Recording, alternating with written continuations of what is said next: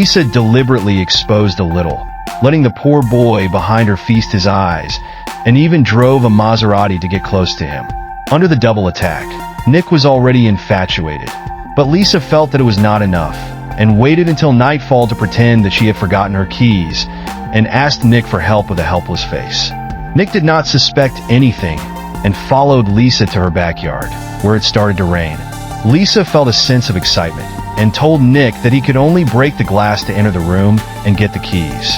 Nick, without hesitation, quickly took off his clothes, wrapped a stone in them, and broke the glass. Although he successfully retrieved the keys, his abdomen was also cut by the glass, which was exactly what Lisa wanted. She pretended to be concerned, took out a first aid kit she had prepared earlier, and carefully applied medicine to Nick's wound. After finishing, she blew a kiss, and Nick felt a sudden numbness. Just as Nick thought something would happen between him and Lisa, her attitude suddenly became cold and distant, and she urged him to leave quickly, saying that her husband would be back soon. Nick felt a strange and inexplicable sensation. Lisa left, and afterwards deliberately avoided Nick, not even talking to him with the same enthusiasm as before. After several days, Nick couldn't help but feel restless, wanting to confront Lisa and clear things up. Just then, Lisa took the initiative to invite Nick to play on his yacht, even intentionally showing him her thigh wound. Nick, concerned, approached her and asked if she was okay. Lisa, feeling the time was ripe, revealed everything to Nick. It turned out that Lisa's husband had a strong, controlling personality, forbidding her from interacting with any men, and would subject her to inhumane torture if she disobeyed. Due to her husband's influential family background, Lisa had been unable to escape him. Nick felt sympathetic towards Lisa after hearing her story, and often secretly shared funny and interesting things with her to comfort her wounded heart. However, their happy days didn't last long, as Nick soon received a distressing text message from Lisa. Worried that Lisa would be harmed by her family again, Nick rushed to the mansion immediately. Before Nick could wait for Lisa's response, he saw a person lying on the ground with a bloody head, and to his surprise, it was Lisa's, completely lifeless.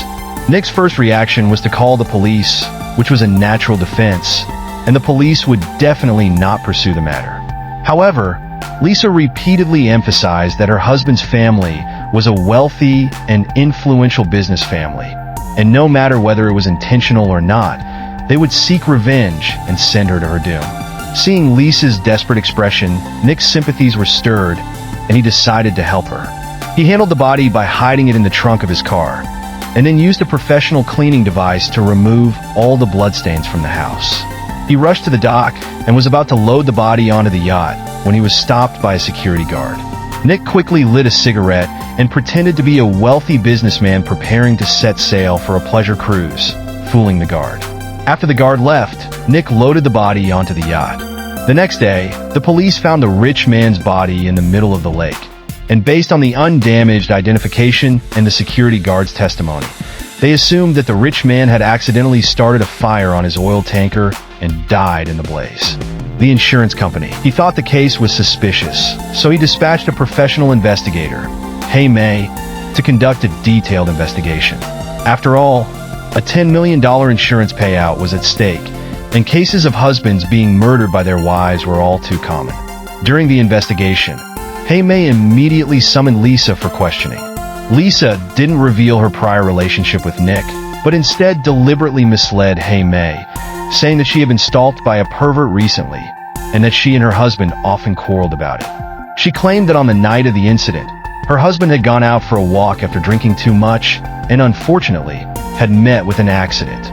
Lisa even pretended to be grief-stricken, and Hey May temporarily believed her story and began to investigate the surroundings. During the investigation, Hey May accidentally discovered that the glass in the backyard had been intentionally broken, with bloodstains still present. Meanwhile, Hey May also noticed that the boy next door had been observing them, and suspected that he might be involved in the case. The police mentioned that there had been a stalker harassing the husband before his death, and it was possible that the stalker was connected to the case.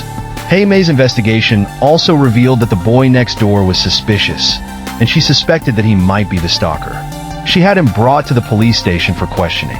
Facing Hey May's intense interrogation, Nick was unable to respond, but fortunately his mother was a lawyer who was present to defend him. Hey May's son is now cooperating with the investigation, and the police have no right to force him to answer questions without substantial evidence.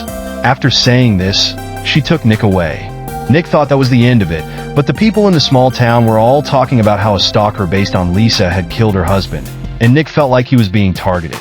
After work, he went to the secret base to find Lisa and question her about why she had randomly framed him. Lisa again put on a pitiful expression, saying that the police had interrogated her for 24 hours and that she had been driven crazy by their nonsense. Moreover, the police currently had no leads, so Nick didn't need to worry about what the townspeople were saying. Now, as long as they delete their chat records, this matter will be settled quickly. Looking at Lisa's expectant eyes, Nick decided to trust her again. He secretly hid their phones under the wooden floor, unaware that he had fallen into Lisa's trap again. When Nick returned home, his mother had already found Lisa's phone in his room and was interrogating him in disbelief.